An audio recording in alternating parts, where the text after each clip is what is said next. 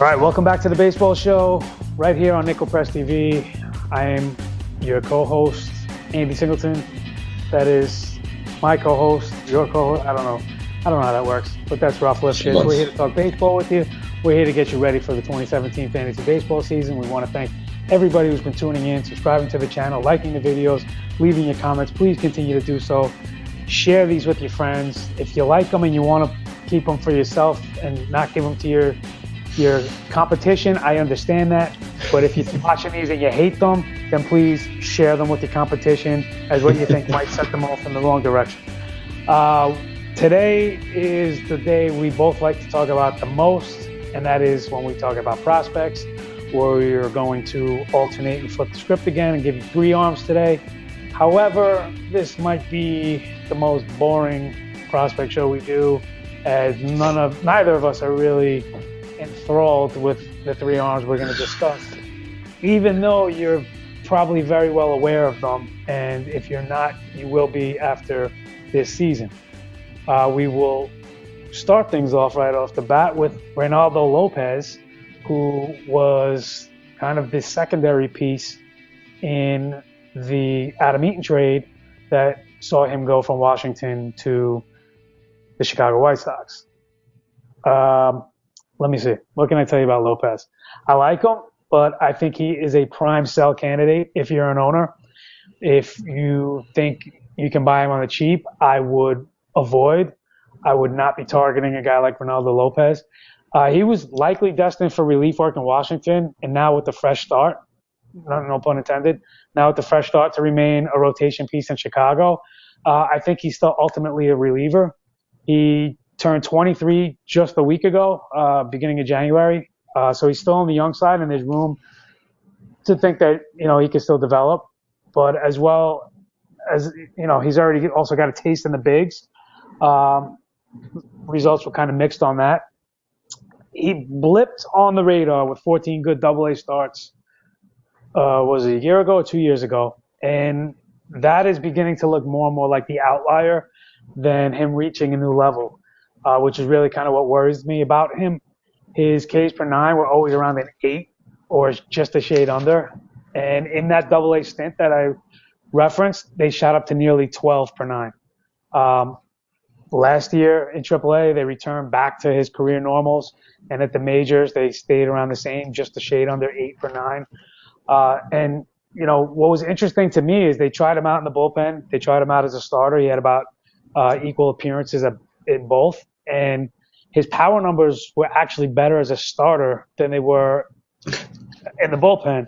So I don't even know if he is, poised for a closer role. I would take advantage of his name recognition right now, and I would try to sell high if you are indeed an owner of him, because I think he ultimately has, middle relief or long relief as his future calling card. So, Ralph, are you a Lopez believer? I think I'm right with you, man. I see long-term Lopez as being a relief guy. And the thing that's troubling to me about Lopez isn't the size. A lot of people, I think, make the lazy relief comp because he's a 6-foot righty. He's got a stocky build. I think he could be a starter. He's got a starter's body just because he's small. Height-wise, he's not 6'5" or whatever. Doesn't mean that I think he's, more susceptible to injury or any of those sort of things. What I do think is that his mechanics make him more susceptible to injury. I think that his mechanics make him more susceptible to breaking down. He's a guy that throws 100-mile-an-hour just about fastball, does touch triple digits from time to time. He's got a slurvy curveball that he mixes with it. And then his third pitch is a very average to almost fringe changeup. And, his arm speed's okay, so I don't really worry about it too much. I wonder if maybe projecting it as average is maybe me being a little bit too optimistic with him, because it's not a great pitch yet.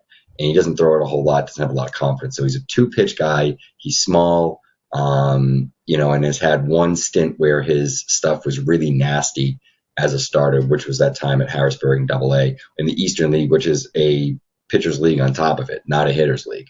So I'm definitely very skeptical about him. The K per 9 stuff with 100-mile-per-hour fastball and a good breaking pitch really kind of makes me scratch my head. Like, why isn't this guy striking out 9 to 10 batters per nine in AAA and all throughout the minors. And he hasn't been. So now he's with the White Sox. Let's see if he does end up starting or not. I actually think the White Sox have a crop of potentially really interesting pen guys. If this guy ends up in the pen, where you could have, a guy like Lopez, pair him up with Fulmer, who I still think long term is going to be a reliever. I think it's best suited for that role. And the first round pick this year, Zach Birdie, who's another guy who's going to be, long term already a closer, sort of in waiting. Right. So I think he could be a potential relief option. I don't think he's going to end up in the pen this year, or at least early on. I think they do try to start him. I wouldn't be shocked if he breaks camp at part of the rotation, or at least comes up maybe late in April and makes some starts. I think they're going to try him as a starter first. I think long term, a year from now, he's probably going to end up in a relief role, and he could excel at it because of his makeup and the stuff that he's got. Okay, but and that, that's fine. And if he does get, like I said, he should very well get a chance to remain a starter. Now that he's on what can only be considered a rebuilding White Sox team at this point, right? Even though they do have some nice veterans in place. But are you excited about him as a starter? I mean, when we get excited about prospects, and we get excited, especially about pitching prospects, we get excited over power guys, over elite numbers, over high strikeout rates. This is not that guy. So even if he does remain a starter and somewhat effective where he can remain in the rotation, we talked about this with Jose Quintana, they don't provide much run support. So where is he getting his wins from? Do you think he's going to go deep into games to even be in the mix to get quality starts? I don't see any of that stuff happening, especially not this year for him. And that's on the high end. So, even him reaching what I feel his ceiling could be is not a very desirable fantasy pitcher. Again, that's not to say this guy can't be, have 15 years of success in the majors and, find a home and, stay with one team or bounce around from team to team. But as far as a fantasy guy, I think he's waiver wire material. And the fact that he has this name recognition right now puts you as an owner in a unique position to really kind of max out on a guy that you're probably not going to get much from if you hold on to him.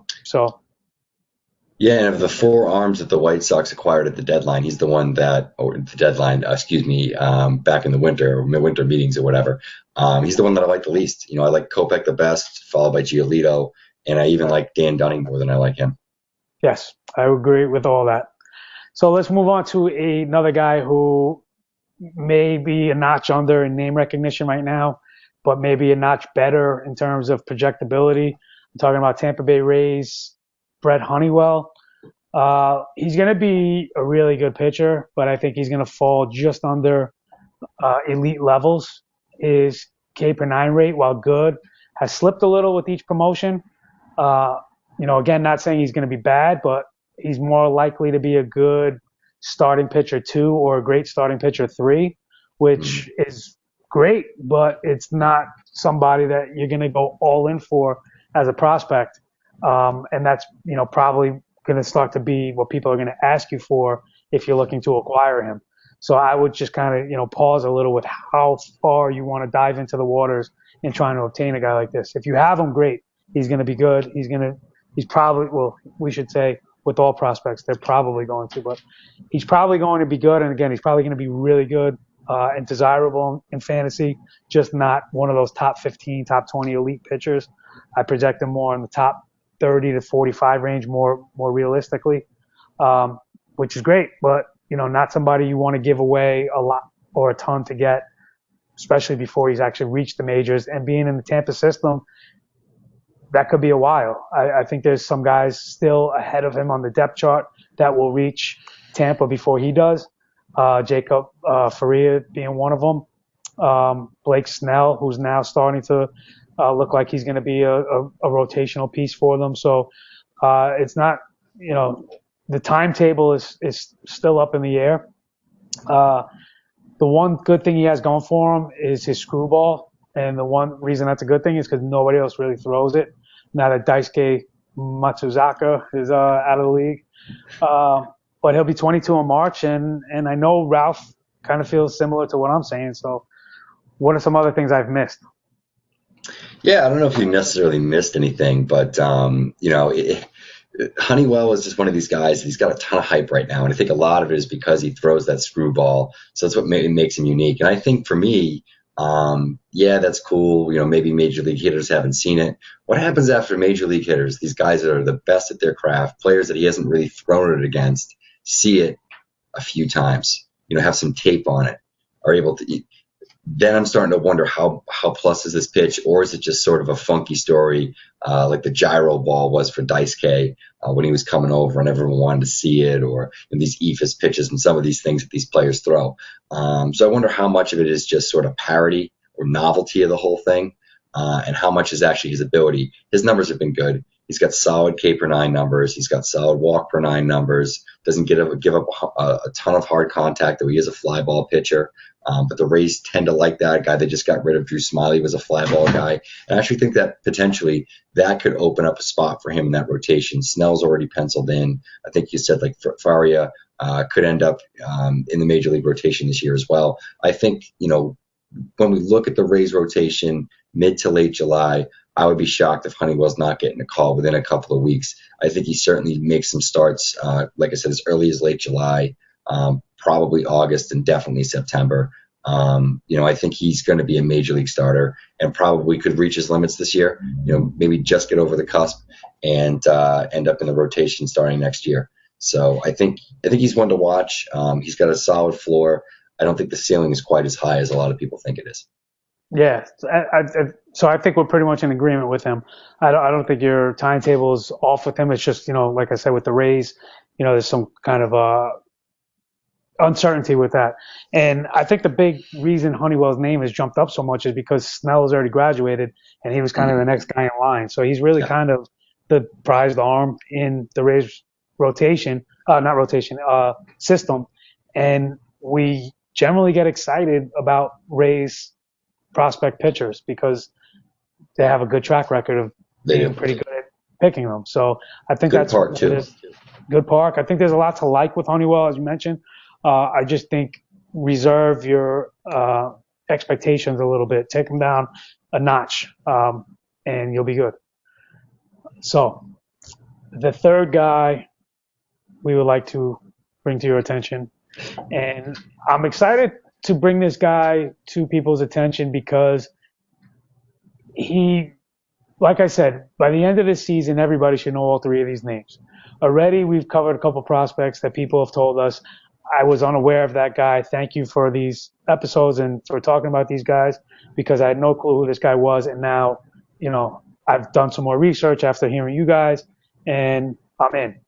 Sean Reid-Foley is a Blue Jays developing power arm that is getting a little fanfare right now. If you're really involved in minor league baseball or prospect digging, you definitely know who he is. If you're a casual fan or observer, maybe you've heard the name mentioned once or twice, but it's not there yet. He'll be 22 in August. He's a guy I'm personally targeting in every league. I'd expect a full season at Double-A this year with the chance to get a taste of the bigs in September once the rosters expand. But he's been drastically slashing his walk per nine rate while he continues to develop. He's looking like a K per nine guy who should finish the season, as I said, as a name that everybody knows. So, Ralph, please, I know he's one of your personal favorites. What is it you love about Mr. Reid-Foley? Well, there's a few things. The one thing I really like about Reid-Foley was the big breakout that he had last year, and a lot of it was based on his control. This was a guy that struggled a little bit to find the strike zone through his first year and a half in professional baseball. Last year, he found the strike zone. The walk per nine stuff was down all the way from 4, 5, 6 at times to low threes, high twos.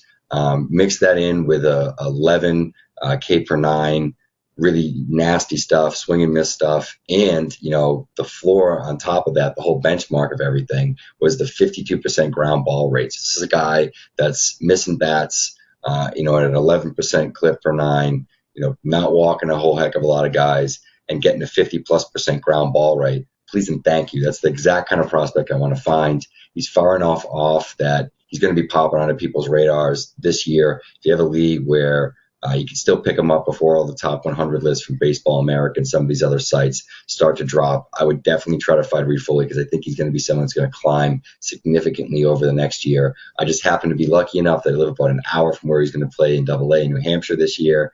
So I'm going to definitely make the trek up there and see a couple of starts, try to, scout him on my own. But good stuff, mid-90s fastball, can ramp it up to 98, hides the ball really well. Has a slider, change, curveball mix, so he doesn't throw the curveball that much. The slider and the change are his best breaking pitches.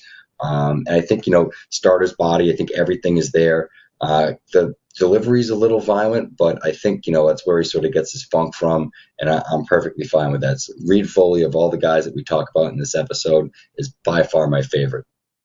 Yeah, you're so polite with your please and thank yous. I would agree though with pretty much everything you said. And this is guy. I don't know that the K numbers could be as high as the what you mentioned, 10, 11, 12 per 9. Yeah. But I wouldn't rule it out of the realm of possibility with him. And more importantly, I think I see him settling more into like I said, K per 9 of 9. Did that make sense? Yeah, okay. Yeah, absolutely. A K per 9 rate of 9. I think I see that being kind of where, he settles into. But he's learning to control his pitches. As Ralph mentioned, he was up to as high as 6 walks per 9. And he's cut it down to, I believe it's under 3 now. And it's been gradual, gradual improvement as he's whittled that down. So he's keeping that improvement. He's not, going out and looking good for a game or two and then, walking the whole lineup. He's maintaining that and keeping that, which is something you really love to see in a developing pitching prospect, to be able to harness that control. So I love Reid-Foley as well. I'm hoping Ralph can get some video, maybe even an interview that we can bring you during the season. And I'm sure Reid-Foley is a guy we're going to be talking about a ton. I think he's a guy you should definitely target. If you're like owning Ronaldo Lopez right now, who we talked about earlier, offer him straight up for Reid-Foley right now and be happy with that. You could probably even get more. You might even be able to get Honeywell and Reid-Foley for a guy like Lopez right now. That's a trade I'd absolutely do all day, every day. Please and thank you. As Ralph would say, you got anything you want to add to any of the 3 guys we talked about today? I can't wait to talk about hitters next week. Okay. Me either. Sneak preview. Ralph has decided to give me a late birthday present, and we are going to talk all Yankee prospects next week. So, hell of a guy. Let that marinate with you until then. This is the Baseball Show. You're watching Nickel Press TV. Again, appreciate all the support we've been getting. Please continue to share the videos. Subscribe to the channel if you aren't already. Leave your comments. Engage in the conversation with us. Tell us what you liked, what you didn't like, players you'd like us to discuss. And last but not least, make sure you go and check out our player library playlist. We will cut all these episodes up into just the specific player that we're talking about. So you have that nicely isolated with a beautiful graphic as the lead. So you can easily share it with your friends, family members, what have you. Give them away as presents. I don't know. Whatever you want to do with them. Thanks for watching. This is the Baseball Show. We'll see you next time.